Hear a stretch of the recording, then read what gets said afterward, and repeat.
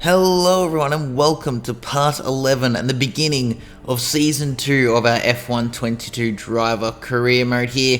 Well, for now with Williams, we're going to see what happens in a moment. We're going to go to our contract renewals and see where we will be for the new season. Last time out was the Abu Dhabi Grand Prix, the final round of season 1, and it was Charles Leclerc who came around to win the championship ahead of Sergio Perez, winning his first championship in Formula 1 and becoming a World Drivers' Champion. It was very close between those two until Perez had some front wing damage, and that pretty much put him out of the race. For ourselves, we finished 10th in the standings, a really awesome first season for us in Williams. We managed to get the team to be a mid-pack contender, and we were just able to score some consistent low to mid top 10 finishes, and we had a really good season to start out our F1 journeys, but it is now time to see where we will take our career, and we are going to stay with Williams for the second season. Why not, We've had such a good relationship with him in the first season, and obviously being a Mercedes young driver in a Mercedes-powered team is where we will be.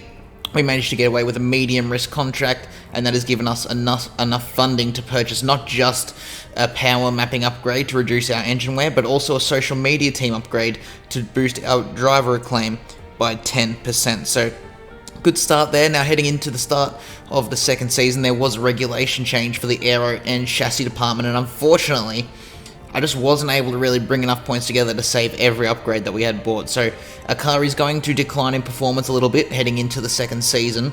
I made sure to maximize every point and try and save some major upgrades as well as the minor upgrades, and just tried to plan it out to save as much as possible.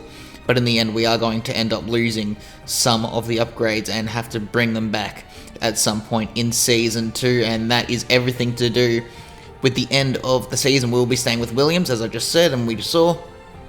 And we're going to have to go straight into trying to bring the car back to where it was come the end of the season. You can see we get a nice couple good levels of driver acclaim. And here is the comparison between ourselves and Albon. Really, we smashed it. We're 10th to 18th in the championship, and also 45 points to his 2. And in looking at the Season 2 calendar, we're going to be starting out at Bahrain in this episode, then moving on to our home Grand Prix in Australia for round 2, then China round 3, back to Austria again for the second season in a row for round 4, then moving to Monza for the Italian Grand Prix this time out instead of Imola. Singapore will be making a return to the calendar for round 6 of the championship. Coda will be replacing Miami as the US round for this season. Portugal will be making its first appearance in the calendar, and then Brazil and Abu Dhabi once again rounding out the calendar. But that was the calendar, and now it is time to get into the car reveal for our Williams in Season 2.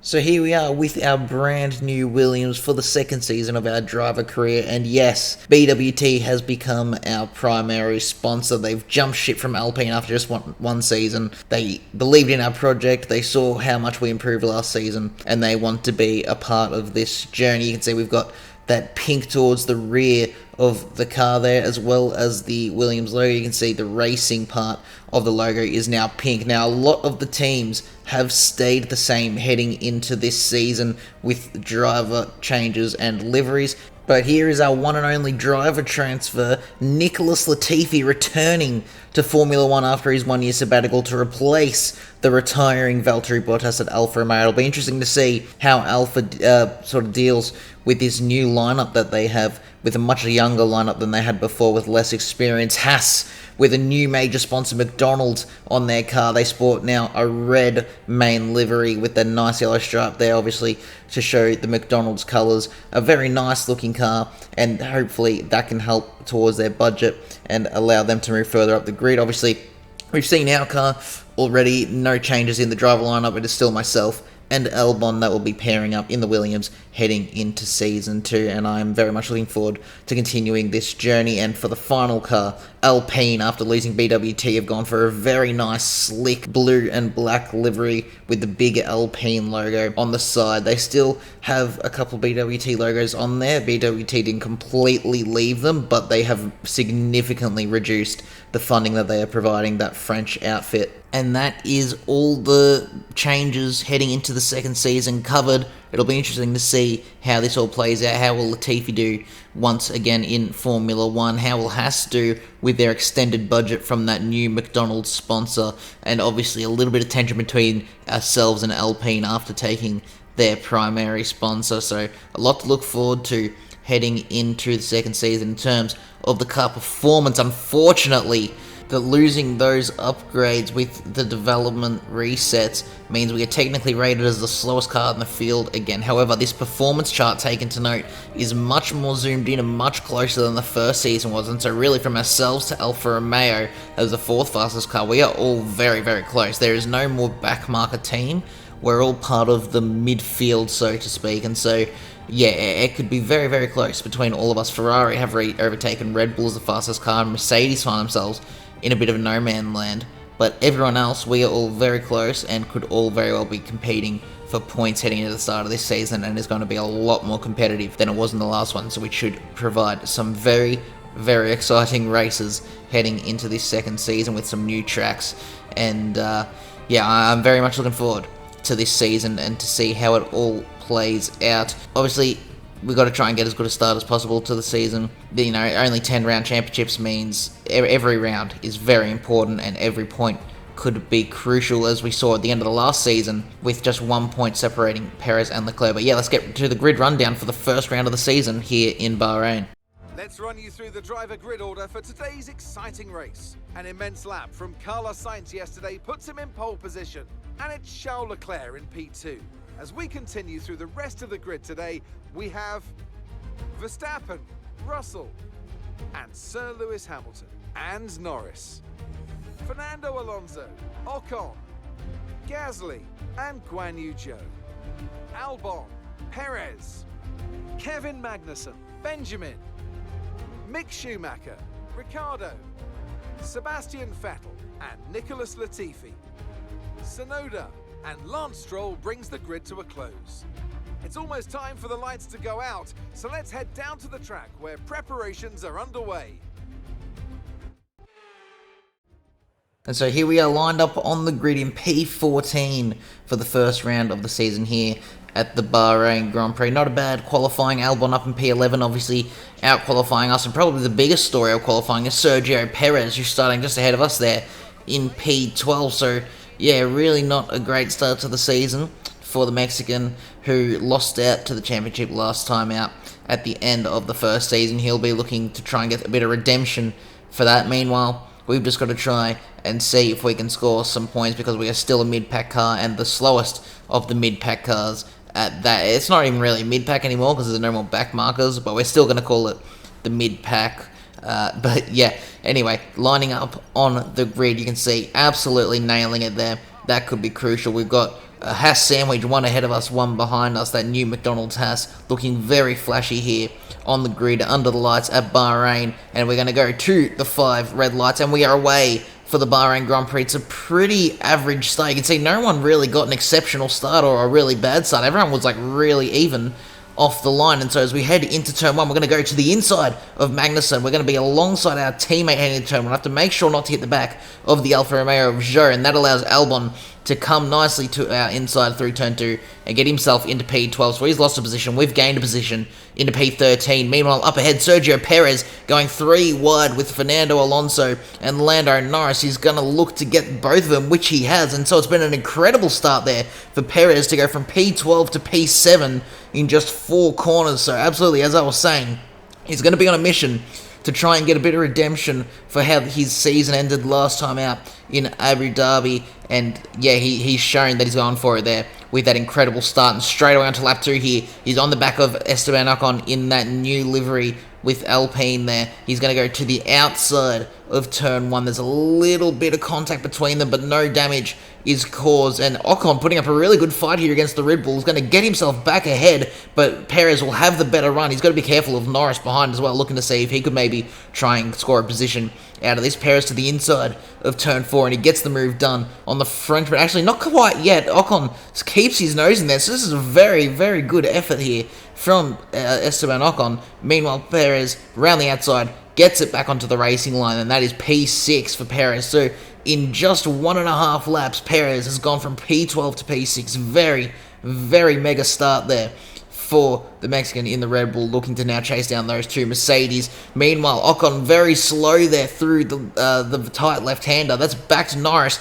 into the other Alpine of Fernando Alonso, so maybe some team orders there, and Alonso's going to go to the inside at the end of the straight. This has got a very aggressive move there from Alonso, looking very reinvigorated in this new Alpine at the start of this new season, but Lando does keep it ahead of the two-time champion there, and Alonso is going to have to look for another way around at some point. Meanwhile, looking a bit further back, Zhou Guan Yu is just ahead of our teammate Alex Albon, who's looked to have a very good run down to the final corner. He's going to look to the outside of the final corner. Unfortunately for Albon, though, he's not able to get it done, but he's very slow through the final corner, so we get our teammate, and we're going to have a good run on the Alfa Romeo as well, so we're looking to get a double overtake here down the straight. Meanwhile, up ahead, it's 3 wide between Gasly, Norris, and Alonso, so it's all popping off here at the start of this Bahrain Grand Prix. As we head on to lap 3, Gasly has got a double overtake done on the McLaren and the Alpine. Very good move for him, and we have got the move done into P11 ahead of Zhou Guan Yu, and that is very, very handy for us to be just one position outside of the points. And meanwhile, the guys up ahead still battling away, and Albon behind us has actually dived it out of nowhere on Zhou. He's not able to get the move done, and he has to slot back into position there just ahead of Nicholas Latifi in the Alfa Romeo. Meanwhile, further up ahead, you can see Gasly has got the move done on those guys, so a very good move to get himself from P10 to P8 there for the AlphaTauri driver. And Lando Norris, meanwhile, just ahead of the Alpine. Alonso in P10, trying to get the move done on the young Brit. Is he able to get it done this time around now, heading down the back straight? He wasn't able to last time, but maybe this time will be a bit better for him. It doesn't look like he's going to get close enough this time around, but Alonso actually making a mistake out of the corner, so that is real bad for him. We very easily slip down the inside into P10 and into the points paying position for ourselves, taking the opportunity, but Alonso is not going to be very happy with that. He's going to be very angry at himself, and I imagine he'll be coming back at us very quickly as we cut a lap forward to the end of lap 4 now. Alonso all over the back of us as he dives to the outside of the final corner. Is he going to get the move done there? He holds around the outside. Unfortunately, I wasn't just quite able to completely defend from him there, but we do pull back ahead. Now we get the DRS off of Gasly, luckily enough there, and it's still not enough. Alonso has DRS on us in the slipstream. He dives it to the end of turn 1, and does he get the move done? We just not quite able to hold it to the inside of turn 2, and so that's us back down outside of the points in P11. Meanwhile, further back, Albon once again going for a move on Zhou Guan Yu into turn 4. Is he able to get it done this time? Yes, he is. He's going to get it to the inside. That's our teammate into P12, ourselves in P11. So not a bad outing for ourselves here in Williams, considering the performance chart said that we were the slowest team on the grid. As I was saying, it is all very, very close, and we are still a part of this mid-pack battle, and we can be looking for points at this stage of the season. We just got to make sure to bring upgrades, although Albon now on lap 6 making a crucial mistake there. The double left-hander allows Zhou back down the inside, and now they're going to go side by side down the straight. They've both got DRS. Albon got DRS off of us, and Zhou got DRS off of Albon. Zhou to the outside of the corner. He's going to go side by side. Neither of these guys wanting to give up position. Both of them trying to prove that they have what it takes to move to a top team in Formula 1, and they're going to continue to go side by side. Meanwhile, the 4-time champion Sebastian Vettel just sitting behind with his popcorn watching this battle, and Nicholas Latifi behind Vettel looking to maybe get a move done as well. And they're going to go 2 by 2 now into the final corner. Is Albon able to get the move done on the Alfa Romeo? They're going to keep going side by side. Albon does eventually get the move done there on the Alfa Romeo. Zhou slots back into P13. Latifi did get the move done on Vettel to get into P14. Meanwhile, up ahead, Alonso making a move on Lando Norris to get himself into P9, and he does get the move done there. So Alonso immediately moving up a couple spots after making that mistake and seceding a position to ourselves. He's going on a comeback here to get himself a few positions up. However, it looks like Lando may have gotten a bit of damage from that battle with Fernando Alonso, because we are now closing in on him here on lap 7, and Lando goes wide, gets on the curb, rides it like a skateboard there. You can see going right to the outside of the corner. We're going to try and nip down the inside. We're alongside the Brit heading down the straight. We have DRS off of him. He doesn't have DRS. And so we're going to go alongside each other into the left-hander. But you can see he just has no grip. And so we're to the inside. We get the move done. Back into the top 10 there. Very lucky for ourselves there. We were in the top 10. Then we lost it.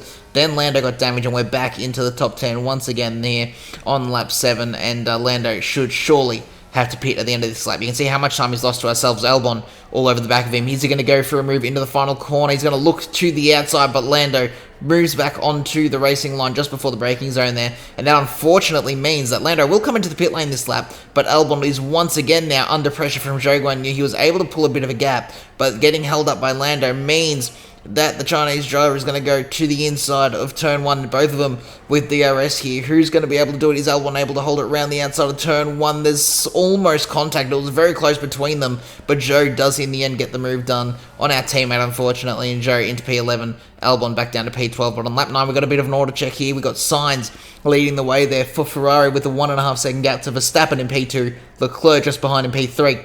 The two Mercedes battling each other here for 4th and 5th, and Hamilton gets the better over his younger teammate Russell, who slots into P5. Perez sits just behind them into P6, looking to gain those 2 positions. Ocon in Alpine sitting in P7 ahead of Gasly in P8. Alonso 9th, and it's ourselves rounding out the points in P10 with Zhou Guanyu and Alex Albon and Daniel Ricciardo actually now on the back of this train, all for that last and final point in this Grand Prix. Meanwhile, Russell was actually able to get the move done on Hamilton again and get himself into P4, so those Mercedes guys battling away, but it's the same mistake for Albon heading into the double left-hander, and that's now going to allow Daniel Ricciardo to come up alongside him, and Albon pulls back ahead momentarily, but Ricciardo with the slipstream back to the inside it is here for our fellow Aussie, who gets it done on our teammate, unfortunately, there, and that is Ricciardo now into P11, Albon back into P12, just ahead of Zhou, who sits in P13, and Latifi 14th, but the Mercedes now on lap 10, actually moving on to lap 11, this is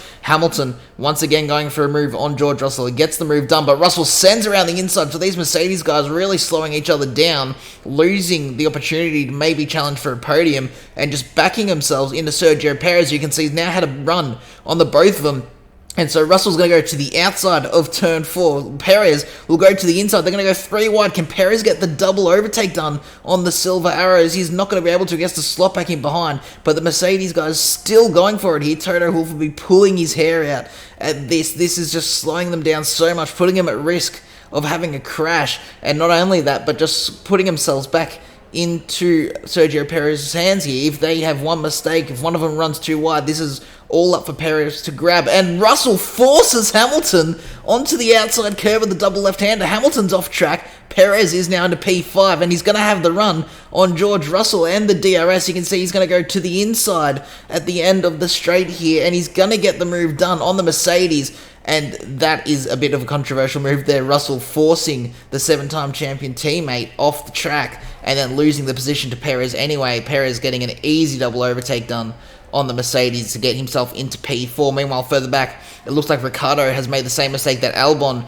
has made a couple times, and so Albon's able to get back to the inside into P11 ahead of the McLaren, which is good to see for our teammate. And yeah, hopefully he can hold that position. And you know, if one of these front guys happens to lose a spot, then you know, we could have a double points finish for Williams, which would be awesome. You can see looking further back, though, Russell re-attacking Perez here. He goes to the outside of the final corner, and so Perez now back down to P5, Russell P4, Hamilton also in this. Are they going to go 3 wide? No, Hamilton's just going to sit in behind his teammate, but Perez doesn't even have DRS, but that Red Bull power unit must be a machine because he's pulled back alongside George Russell down the main straight into turn 1, and he's going to hold the position over the Mercedes. Some great defending there from Perez, and that Red Bull powertrain just must be from another planet, because I don't know how he was able to get the move done. And the Mercedes are going to re-battle each other once again. These guys, looks like they've got a bit of tough love going on between them, and maybe a bit of controversy and drama in the Mercedes garage there.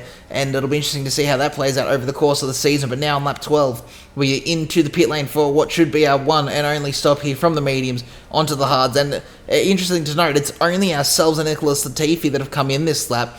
Obviously, a couple of people have come in earlier to repair damage. But other than that, for actual scheduled stops, it's only myself and Latifi that have come in first out of everyone. And so it'll be interesting to see how this undercut plays out for the strategy here. But looking at the minimap, you can see we've got Lando Norris coming up alongside us here. Are we going to get out ahead? No, the McLaren's just going to come out ahead of us. So remember, Norris had to come in early to change his front wing when he got damaged, and it's interesting to see that the undercut was so powerful that he was able to overcome the time that he lost when he had to change that front wing. And so yeah, now on cold tyres, we're actually under a bit of attack from Sebastian Vettel, and Norris will continue to open that gap. So maybe the undercut around here at Bahrain in this season is very, very powerful. As we come to lap 14 though, it seems like that isn't the case, because now we've got Ricciardo and Albon both coming out ahead of us. We dive to the outside, we get it back ahead of Ricciardo. We have to tuck back in behind our teammate, but we are on warm tyres compared to Albon's very cold tyres, and so he gets a poor run out of turn 3. We're going to come back alongside our teammate as we head up the run to turn 4. We're going to go around the outside and quite easily get the move done on our teammate, who's still trying to warm up those hard tyres, and that is us into what is now, at the moment, a P12. It'll be P11 once everyone sorts themselves out. You can see here's Tsunoda now coming out of the pit lane, so we're going to go to the outside. It should be a pretty simple manoeuvre to get it done there, around the outside of the Japanese driver in the AlphaTauri, and looking behind, Albon's actually gone to the inside of Tsunoda, so I don't know how he's managed to pull that off, but he was behind us, and all of a sudden he's somehow down the inside. So we're going to look at a replay here. You can see Albon was closing in on us, and he's decided not just to go to the inside of us, but Tsunoda as well. What a dive from our teammate. There's a small bit of contact, luckily no damage for anyone involved, and Albon then gets it done around the outside of turn 2 and inside of turn 3. What an aggressive, awesome manoeuvre from our teammate. It's so good to see Albon a little bit reinvigorated at the beginning of this season, and hopefully he can carry that through to the rest of the season. You can see Zhou trying to pull off a move on Ricciardo, but not being able to get the move done. And looking now to the start of lap 17 here, it's an engine failure for Carlos Sainz of the Ferrari. He was leading the race by 5 seconds, and the Ferrari engine has given up on him halfway, or even over halfway into the Grand Prix. That'll put Verstappen into the lead of the race, but this man needs some help. He just has some horrific luck here in Formula 1. He retires from the lead of the Bahrain Grand Prix. He was looking to have such a good start to his season, but in the end, it's all gone up in smoke. But that does now once again promote us into a points-paying position in P10, and our teammate Albon has noticed this. He's going to send one up the inside down the main straight into lap 18, and it's actually a very easy move. He gets it completely done before the braking zone, and so that's him now into the points, into P10, and obviously he's trying to prove that he's got what it takes to be at the top of Formula 1 after, you know, let's be honest, I completely embarrassed him last time out in Season 1, and so he's trying to prove that he can do it as well, and he's absolutely showing that he has the pace this season, so much more aggressive, so much more pacey. You can see on lap 19 I've decided, instead of battling with our teammate, I'm going to try and work with him, because we're only, you know, just over a second ahead of the guys behind, and so I'm just going to sit behind and try and pull away from that pack just behind us before we try and do any battling. You can see just a couple laps later here on lap 21, it's 2.5 seconds to Tsunoda instead of 1 second. So just in 2 laps there, you can see that we do have the pace over these guys behind us, and it's absolutely worth just sitting behind Albon for a little bit here. But on lap 21, Zhou spins at the penultimate corner. That's going to allow Latifi through, and it looks like Latifi, unless he has any issues, he's going to beat out his teammate here, and he's returned to Formula 1. So yeah, a nice start to his return in Formula 1, although as I say that, he gets passed around the outside by Lance Stroll there in the Aston Martin at the final corner, so make of that as you will. But on lap 25 now, heading on to lap 26, you can see it's now 4.5 seconds to the guys behind. So sitting behind Albon here, just, you know, slowly pulling out of the ERS, just using DRS and sort of lifting down the straight, making sure we don't scare him into defensive maneuvers, is really allowing us to pull away from these guys behind. And so that does mean that as we get into the closing stages of the race, we are going to be able to have a little bit of a tussle without having to worry about the guys behind. Maybe something the two Mercedes drivers could learn and start to put into practice themselves instead of, just allowing rival teams to come and take valuable points away from yourself, which now on to lap 27, where it's now a 5-second gap to the cars behind, and so with 3 laps to go, it is time to make our move on our teammate and try and take this final point away from him. Albon consents it, he goes defensive. We're going to dive to the outside of turn 1. Are we going to be able to get the move done here? We're side by side into turn 2. We get the better run out of the corner, and we actually snag some DRS of our teammate there, which will help us defend nicely into turn 4, and so that is us into P10, into the final points paying position of the race. But now, straight away on lap 28, Albon is having absolutely none of it. He's going to come back up on us here on the main straight with 2 laps to go, and it's not even close. He flies past us here on lap 28. He gets the moves done, but under brakes, he locks the wheels there. He locked his front right, I believe that was.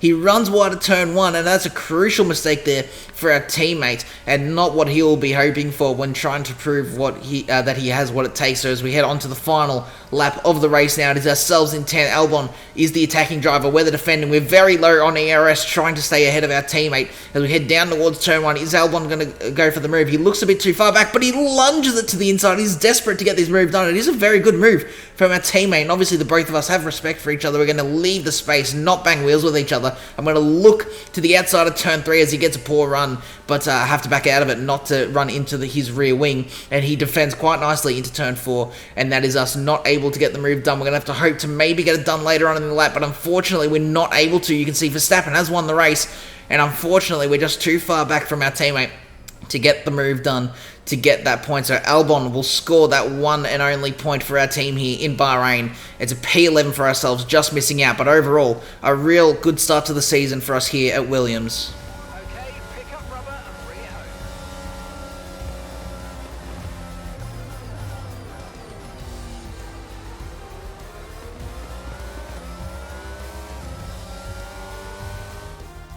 Brilliant stuff from Red Bull today. What a superb victory. Talk to me, Ant. What was it that set them apart from the competition today? Well, I honestly feel it was down to the driver and car today. I mean, we can talk driver skill all day, but if you don't have a solid team to back that, you're never going to get anywhere. When you hit that sweet spot of having both an excellent driver and an incredible car, that's when you see results like those we witnessed today.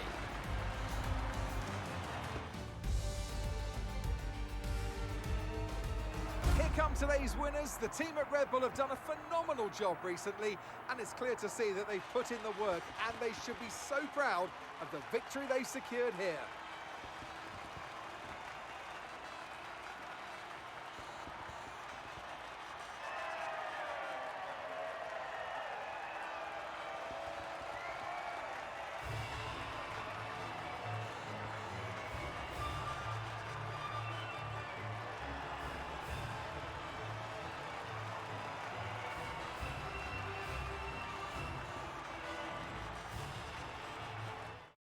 And so here we are with the results for the Bahrain Grand Prix. Verstappen takes the win by less than a second over Charles Leclerc in second place. Perez with an incredible comeback from P12 to P3 there, and also the fastest lap to his name gets himself that extra point. It's then the 2 Mercedes, who I imagine will be getting a good talking to in the garage, who finish in P4 and 5. Ocon and Alonso for Alpine, a very nice P6 and 7 for them. Gasly in P8, Norris 9th, and it's Albon that rounds out the points there ahead of ourselves in P11. So yeah, a very good start to the season for us here in Williams, P10 and 11, right on the brink of points. And yeah, it's going to be crucial for us to bring some upgrades. And if we do that, then we may be finding a very nice, consistent double points finish. In terms of the driver's standings, obviously, that's just where we all finished this first race, being the first round of the season. But the constructors, it is Red Bull that lead the way by 19 points over Mercedes, who are in seconds. Ferraris are going to leave the round wondering what could have been. They could have had a first and third here